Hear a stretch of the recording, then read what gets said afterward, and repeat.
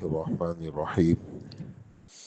اسلامی عقائد میں ایمان کا بیان چل رہا ہے۔ ایمان کہتے ہیں کسی کی بات کو کسی کے اعتماد پر یقینی طور سے مان لینا، اور شریعت میں ایمان کہتے ہیں اللہ کے رسول کی خبر کو صرف اللہ کے رسول پر اعتماد کر کے مشاہدہ کیے بغیر یقینی طور سے مان لینا۔ ایمان کی تفصیلات یہ ہے کہ اللہ تعالیٰ کی ذات و صفات پر ایمان لانا، اللہ کے فرشتوں پر ایمان لانا، اللہ کی کتابوں پر ایمان لانا، اللہ کے رسولوں پر، آخرت کے دن پر، اور اس بات پر ایمان لانا کہ اچھی بری تقدیر اللہ کی طرف سے ہے۔ موت کے بعد دوبارہ زندہ کر کے اٹھائے جانے پر ایمان لانا۔ قیامت کا بیان گزشتہ کل آپ حضرات نے سنا۔ موت کے بعد زندہ ہونے پر ایمان اور اس کی تفصیلات، توجہ کی ضرورت ہے۔ جزا سزا کا دوسرا مرحلہ قیامت کے دن سے ختم نہ ہونے والی زندگی تک ہے۔ اس مرحلے کو حشر کہتے ہیں۔ اس میں پوری جزا سزا ہوگی۔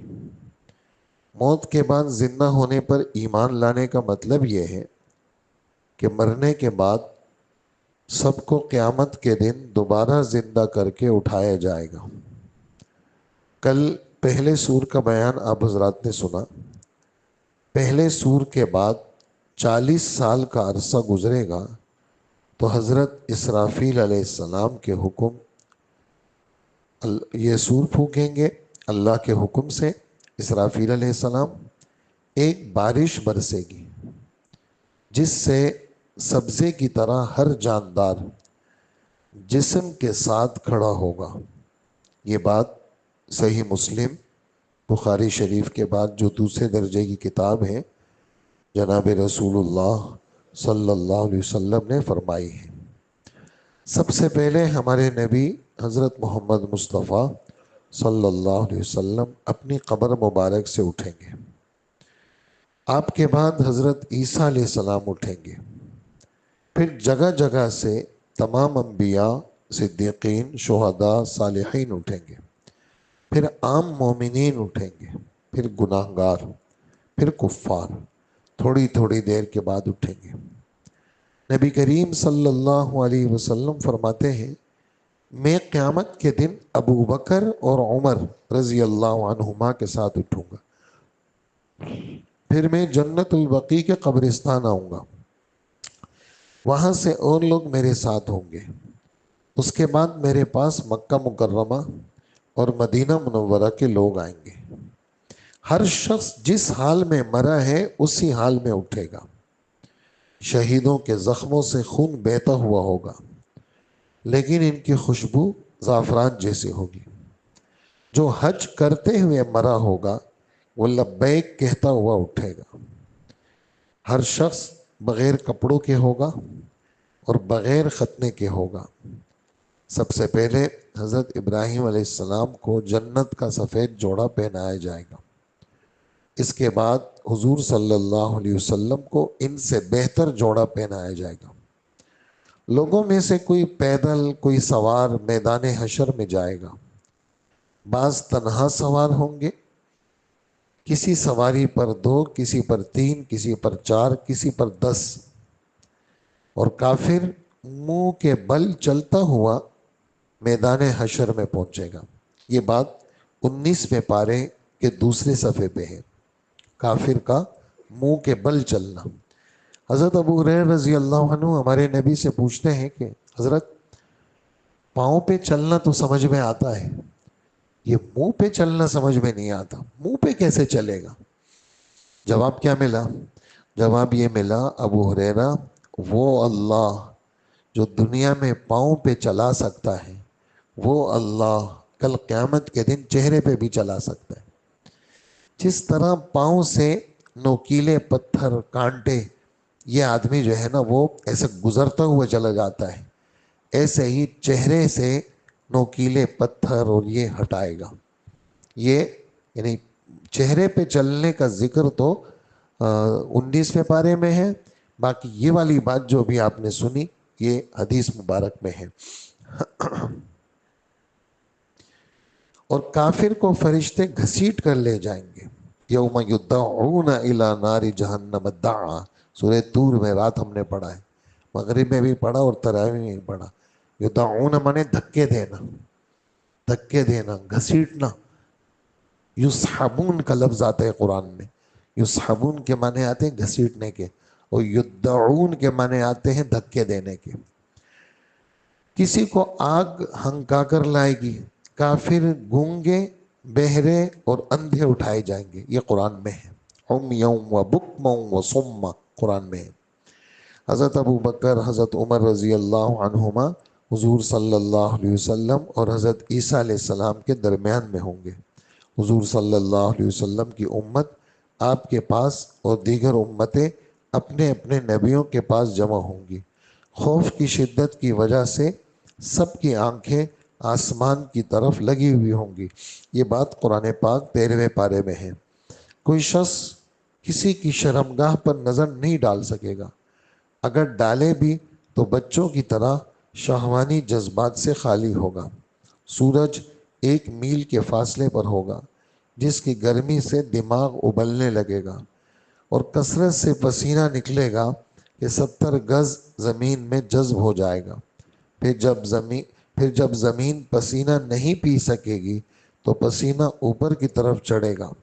انبیاء اور نیکبخت مومنوں کے تو صرف تلوے تر ہوں گے۔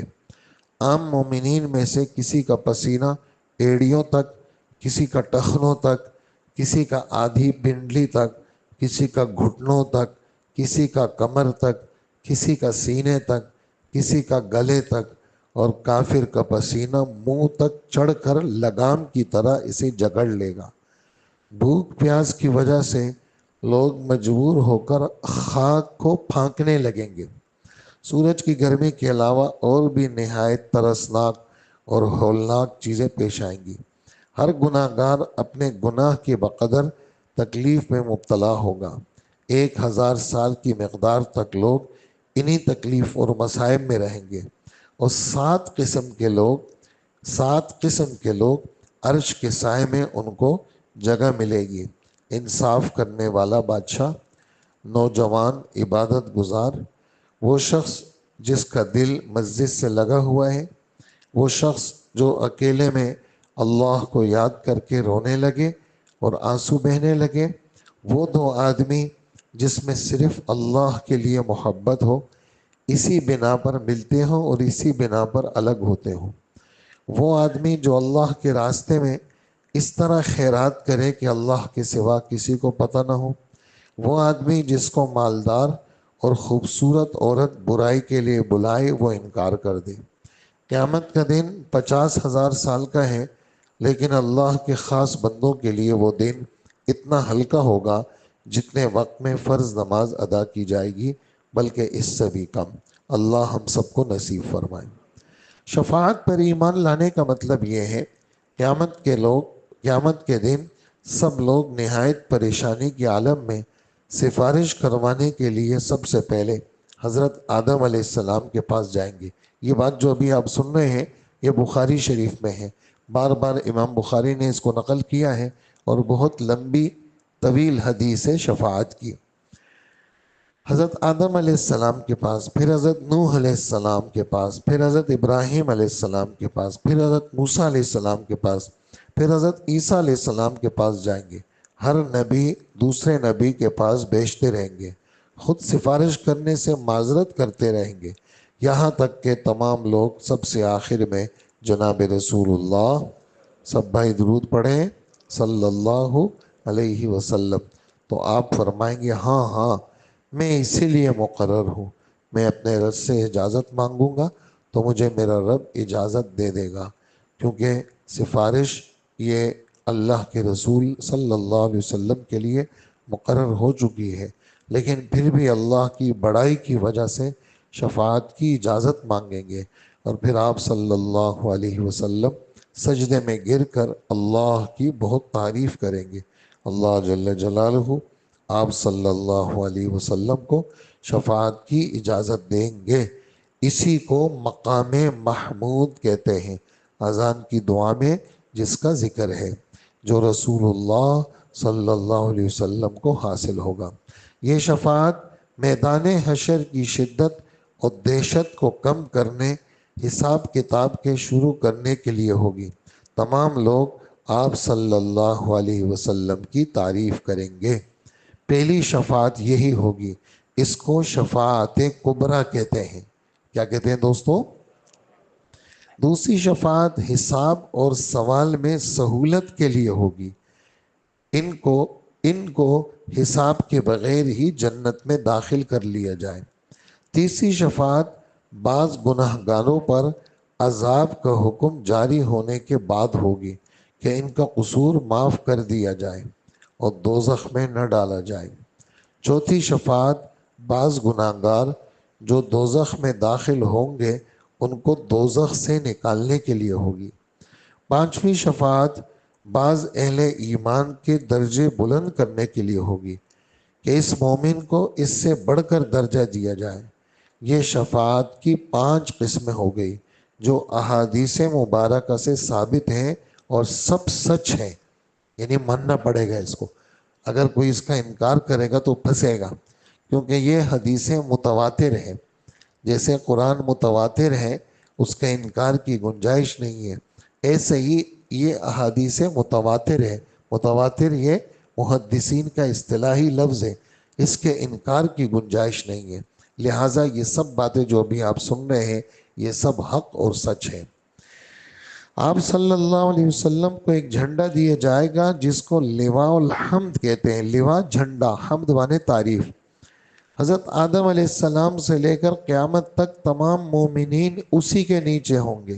اس دن ہر ایک کو آپ کے مرتبے کا پتہ چل جائے گا کہ آپ سب نبیوں کے سردار ہیں صلی اللہ علیہ وسلم۔ یہ یعنی بہت بڑی سعادت کی بات ہے، اور ہم حضور کے امتی ہیں۔ یعنی ہم اپنے آپ کو دیکھتے ہیں، پھر اللہ کے رسول کو دیکھتے ہیں، تو ہماری حیثیت تو ایسے ہی ہے، لیکن اللہ کا فضل ہوا کہ ہمیں آخری نبی محمد صلی اللہ علیہ وسلم ان کی امت میں جگہ ملی ہے۔ آپ صلی اللہ علیہ وسلم کے بعد دوسرے انبیاء علیہ السلام شفاعت کریں گے۔ انبیاء کے بعد صلحاء، علماء، شہداء، حفاظ اور حاجی یہ شفاعت کریں گے۔ بلکہ ہر وہ شخص جس کو کوئی دینی منصب ملا ہے اپنے اپنے متعلقین کی شفاعت کریں گے، لیکن بلا اجازت کوئی شفاعت نہیں کر سکے گا۔ دلیل آیت الکرسی، من ذا الذی یشفع عندہ الا باذنہ، کوئی بھی اللہ کے ہاں سفارش نہیں کر سکتا مگر اللہ کی اجازت کے ساتھ۔ جناب رسول اللہ صلی اللہ علیہ وسلم نے فرمایا، میری امت میں سے بعض لوگ ایک بڑی جماعت کی شفاعت کریں گے، بعض ایک قبیلے کی، بعض 40 آدمیوں کی، کوئی ایک آدمی کی شفاعت کرے گا۔ مسلمانوں کے چھوٹے بچے بھی قیامت کے دن اپنے ماں باپ کی شفاعت کریں گے۔ بعض لوگوں کی شفاعت قرآن پاک یا کوئی اور نیک عمل کرے گا۔ چھوٹے بچے جو وقت سے پہلے پیدا ہو جاتے ہیں، ایک تو بالکل چھوٹا بچہ پیدا ہوا وہ مر گیا، نابالغ بچہ، یہاں تک لفظ حدیث میں نابالغ بچے اپنے ماں باپ کی شفاعت کریں گے۔ اور ایک اور لفظ حدیث مبارک میں کہ جو بچہ وقت سے پہلا پیدا ہو جاتا ہے تو کہا کہ یہ گھسٹتا ہوا جائے گا اور اپنے ماں باپ کو یوں پکڑ کر کے یوں گھسٹتا ہوا جائے گا اور اللہ سے کہے گا یہ میرے ماں باپ ہیں اور آپ ان کو بخش دیں۔ تو اس کے لیے لفظ حدیث میں ایھا السقط المراغب، اے ضدی بچے جو وقت سے پہلے پیدا ہوئے ہو، تو ضد کر رہا ہے، ہم تیری ضد مان کر کے تیرے ماں باپ کو بخش دیتے ہیں، ہم تیری ضد کو مان کر کے تیرے ماں باپ کو بخش دیتے ہیں۔ حوض کوثر کا بیان، قیامت کے دن ہر نبی کے لیے ایک حوض ہوگا، ہر نبی کی امت کی الگ الگ پہچان ہوگی۔ ہماری پہچان کیا ہے؟ صحابہ نے پوچھا ایک دن کہ حضرت کہ اتنے مخلوق ہوگی، آپ اپنی امت کو کیسے پہچانیں گے؟ تو حضور نے ایک مثال دی۔ آپ نے فرمایا کہ دیکھو ہزاروں گھوڑے ہیں کالے کالے، دوہمن بوہمن، ہمارے اردو میں اس کو کہتے ہیں کالے کلوٹے، کالے کالے گھوڑے ہیں، اور ایک آدمی کے ان ہزاروں گھوڑوں میں 1000 گھوڑا ہے، اور اس کی پیشانی میں سفید نشان، پاؤں کے کنارے میں سفید نشان. تو یہ ہزاروں گھوڑوں میں اپنے گھوڑوں کو پہچانے گا؟ ہاں پہچانے گا، اس لیے کہ سارے کالے کو لوٹے، اور اس کے گھوڑوں میں یہاں سفید نشان اور پاؤں کے کنارے میں سفید نشان. آپ صلی اللہ علیہ وسلم نے فرمایا میری امت کا چہرہ جو وضو میں اعضاء دھوتے ہیں، چہرہ، ہاتھ کونیوں سمیت اور پاؤں کا، میری امت کے جو یہ اعضاء ہیں یہ لائٹ مار رہے ہوں گے.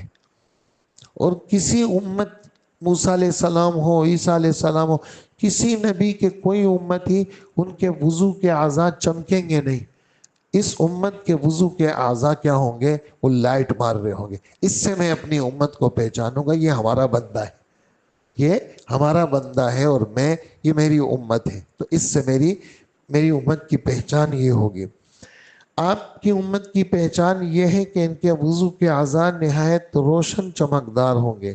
ہمارے نبی صلی اللہ علیہ وسلم کے حوض کا نام ہے کوثر.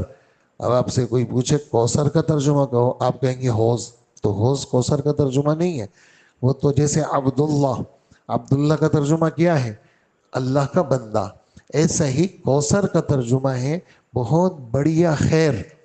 کوثر کا ترجمہ کیا ہے؟ ہاں، انا اعطیناک الکوثر، ہم نے آپ کو بہت بڑی خیر دی ہے. مذہب اسلام دیا ہے، یہ بہت بڑی خیر ہے. قرآن دیا ہے، بہت بڑی خیر. اسی خیر میں سے ایک حوض بھی ہے. اسی خیر میں سے کیا ہے؟ ایک حوض بھی ہے جس کا نام کوثر ہے. وہ سب حوضوں سے بڑا ہے. اس کی لمبائی 1 ماہ کی مسافت کے برابر، اور اس کے کنارے برابر ہے، یعنی چوکور ہے. لمبائی اور چوڑائی دونوں برابر. اس کے کناروں پر موتیوں کے قبے بنے ہوئے ہیں، خیمے ہیں. اس کی مٹی نہایت خوشبودار مشک کی طرح ہے، اور پانی دودھ سے زیادہ سفید، شہد سے زیادہ میٹھا، گلاب اور مشک سے زیادہ خوشبودار